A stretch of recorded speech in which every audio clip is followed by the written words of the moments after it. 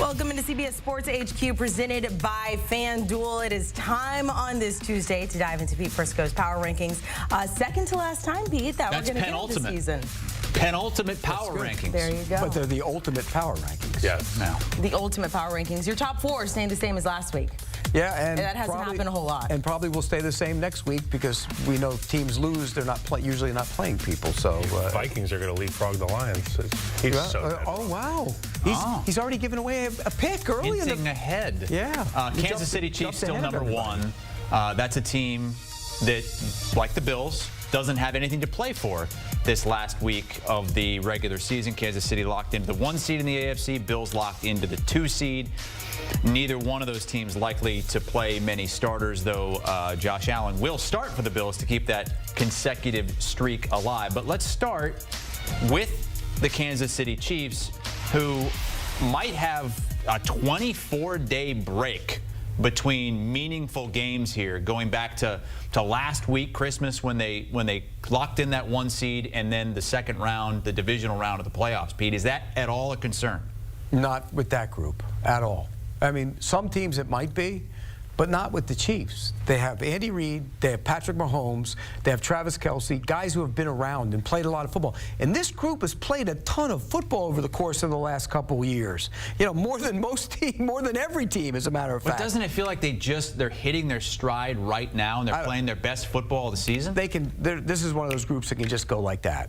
And remember, they also play in the preseason. A lot of teams don't play their veterans in the preseason. They do. So if you spin that around 3 years, that's a lot more football than everybody else. So the break will be good for the Kansas City Chiefs. And it's one of the few teams in the National Football League that not only goes away to training camp, but doesn't go to one of these destinations like Oxnard, Napa Valley. They are in St. Joe's, Missouri, kicking the hell out of each other for 4 or 5 weeks. Andy Reid runs an old school training camp. So from start to finish, you can anticipate this group being tough and prepared. And yeah, for 24 days, we're not going to see what the Chiefs are doing, but I promise you, Andy will be keeping those guys working hard and physical. Isn't St. Joe, isn't that closer to Iowa? So you know it can't be. It's pretty close. And that's like JUCO region of the country down there. That's where tough guys are made.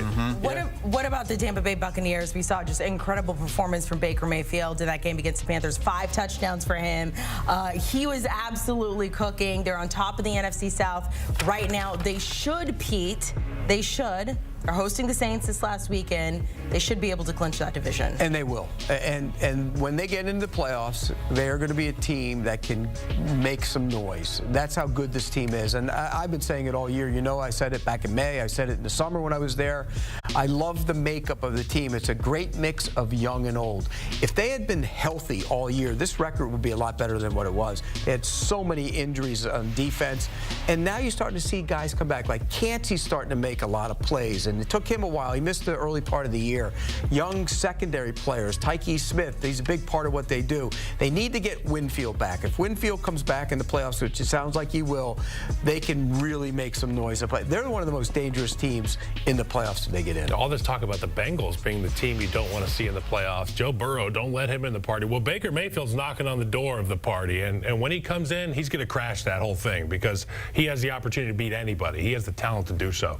Likely going to play the loser of that Detroit-Minnesota game, and that's a game where he could put up a lot of points if he faces a Detroit team. And then you know what that does? Struggling on D. You know what that does? It opens up the whole can of worms. Well, this team's record was better, so why are they going on the road to play that team? You know how that happens every year in the postseason. Well, but 14-3 potentially, and you have to go on the road. What are you supposed to do? One? Eliminate divisions?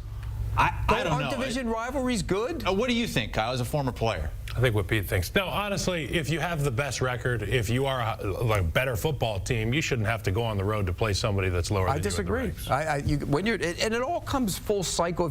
I've been around this for a long time. There's times when this division's better and that one is, and this team does. It all evens out in the end. So you have to have divisions. Could you imagine if the Steelers and Ravens didn't have the rivalry they have because they're in the same division? It wouldn't be the same. Well, the Bucks could get the 3 seed, but if they're in that 4 spot, they would get either the Vikings or the Lions. Which one do you think that they would rather play right now? The Lions. The Lions. The Lions are banged up on defense. I mean, they're going to have to score every single time they touch the football, and that's hard to do. They haven't turned to, you know, that's the other thing. They didn't get stopped against the 49ers, they don't turn the ball over. But at some point, somebody punches the ball free, all of a sudden you're in a game and your defense can't stop them, you have big problems. All right, so the Bucs, Lions. a team that these guys think you don't want to face in the playoffs. Let's jump to a team that maybe you do, and a team that's already in, the Pittsburgh Steelers, but they continue to drop down to, where are they at now? 12. 12, from 3 spots. They've been in the top 10 for a few weeks. Is this the most vulnerable team that's already clinched a playoff berth? Or the Texans. Yeah, I was going to say. I mean, take your pick. Yeah. But when you look at the Steelers and where they are, and you look inside their numbers, and you look inside of who they are as a team, all year I've been saying it. When we talk about the Steelers, what do we usually say? Physical, run the ball, play great defense. They don't really run the ball that well. And the defense isn't as good as it's been in recent years. So I think that's a problem for them. This is a Mike Tomlin team. That's why they're in this playoffs. Not because of anything else, because he's such a great coach. They've overachieved. They're vulnerable in the playoffs. But again, you look at it, they've lost 3 straight games. At Philly, at Baltimore, and then home against the Kansas City Chiefs. So it's not like they're losing to bad teams. They've lost to 3 really good teams. You think it's because they're a Mike Tomlin team? I think it's because they put Russell Wilson at quarterback, and George Pickens is that much better than the people he's playing against. But we saw last week against the Chiefs, when Pickens isn't involved mentally, things look drastically different on that offense. How do you make sure he's involved mentally?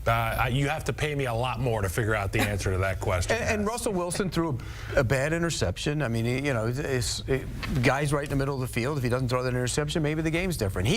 Look, Russell Wilson's okay in what everybody thinks he is. The team that the Steelers are facing, we got to talk about the Bengals, because as you've said, as everybody said, this is the team. You don't want to face Joe Burrow in the postseason, but they get to this point and they need so much help. They have to win. They need Denver to lose and Miami to lose or tie just to get into the postseason, Pete. I mean, that's a lot. It's unfortunate it's come to this. But it's all doable. Every part of that is doable. And the reason I say that is because, what is Tua's status for Miami? And look, the Jets unknown. The Jets have been bad, but that's a rival. You don't think they want to knock them out of the postseason. Then you look at Denver, and everybody says, well, the Chiefs going to rest players. You can't rest them all. And it's for a young team taking the field like Denver will, with the idea that they win and they're in, that's a lot of pressure against a group of guys mostly have been around for a while. You're going to play a lot of guys. And Carson Wentz is a capable quarterback. And we saw what happened the first time. Right. They went up against one another. Right. At Arrowhead, and that's different this time. So I think that it's possible for Cincinnati to get into the postseason this week. Am I saying it's going to happen? No. I think they'll hold up their end of the bargain. When we get to the picks, we'll say it, but it's definitely possible. Yeah, I mean, Joe Burrow has been magical this year. Unreal. And if it weren't for that record, I would be pounding the table saying this is the best season at quarterback we've seen this year with Joe Burrow. And he gets into the playoffs, anything can happen. Just like that Baker conversation, that offense is so explosive. Who wants them in the play? Nobody wants them. Right. The Chiefs. Huh? I do. You want to watch them? Chiefs, I wanna you think watch the them. Chiefs want them in because they would play the Bills in the first round? Well, is that why? I just understand that the Chiefs have a certain hatred for the Cincinnati Bengals. Remember they called it Burrowhead in 21? Yeah. You don't think so? You think they want to see him in the playoffs? You think Patrick Mahomes forgets anything? I don't. I don't think the Bills would want to see him. I don't think anybody wants. If the Chiefs want to see him in, they better win. Yep. I mean, that's the only chance Cincy has. Carson Wentz is going to. But you got to remember too, the Bengals defense isn't very good either. I mean, a lot of those numbers he's putting up are by necessity. Yes. He had to put them up. All right, Pete's power rankings at what? Go ahead. No. I'm such a negative guy. Is that what Negative you're gonna Nelly. say? No, I was trying to think Joe Burrow getting sacked in that game. Joe Burrow is so great at navigating the pocket. He doesn't on any other team, any other quarterback gets sacked way more than he does in that Don't situation. say it. Huh? Don't say Caleb Williams. Well, he holds the ball for a half hour. It was Pete Prisco Day on Pushing the Pile. What was the big topic? We just had fun. The topic was fun and football. Fun and football. He knows and how to have disagreeing. fun. Yeah, oh yeah. Pete has fun. Well, disagreeing is his fun. I gave him the lesson on never saying Happy New Year until Happy New Year, Pete. No, you can say it now. You can say it Yeah, tomorrow. you got until can't- tomorrow, and then you're done. Then you're done. You can't say. If you see somebody in the middle of January, you say Happy New Year to you. It's like talking about the weather. It's You're just a lacks violator. originality. You're a violator. I'm with you on that, Pete.